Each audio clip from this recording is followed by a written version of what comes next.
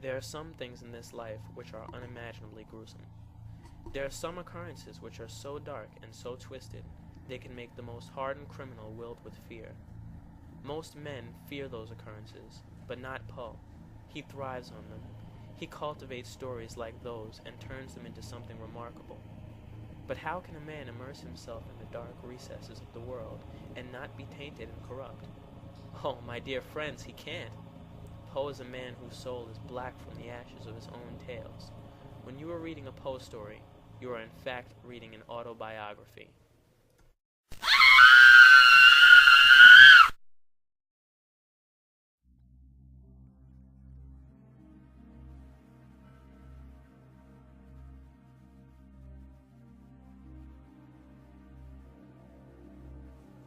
Poe drew his best inspiration from his own dark life. Abandoned by his father and forced to watch his mother die of tuberculosis, Poe was exposed to the darker side of life early.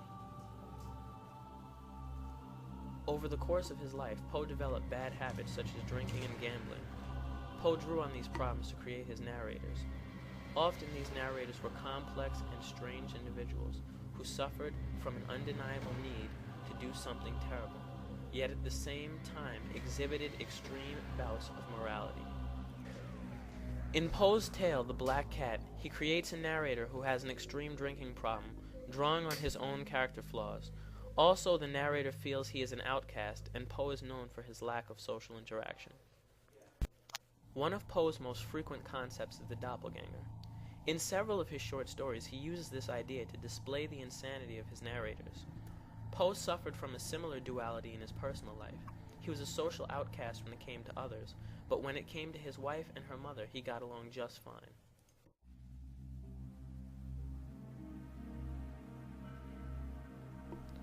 One of Poe's most notable examples of a doppelganger was William Wilson. The short story William Wilson is about a narrator who tells the reader to call him William Wilson, even though that isn't his name.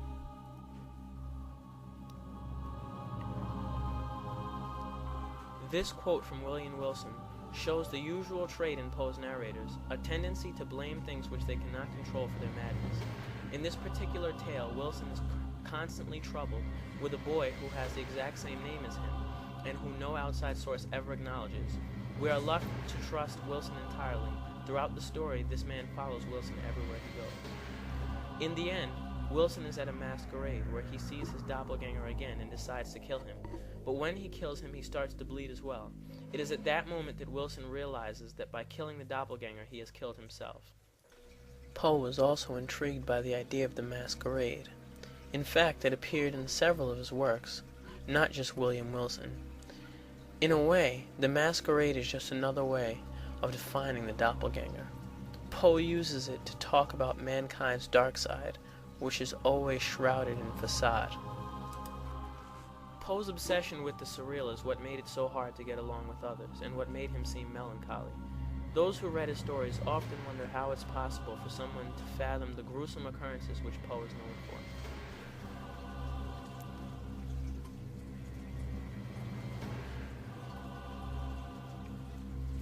Notice how Poe never considers that both tone and incident be ordinary. This serves as a testament to his own peculiarity.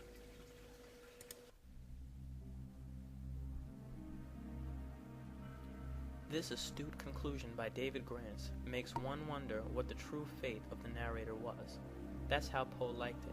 He liked toying with his readers, which is probably a symptom of his own insanity.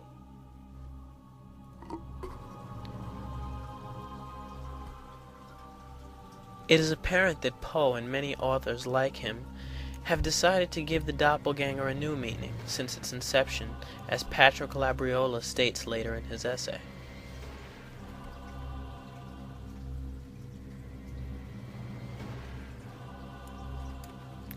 Edgar Allan Poe was obviously a man of great vision, but sometimes vision comes with a price.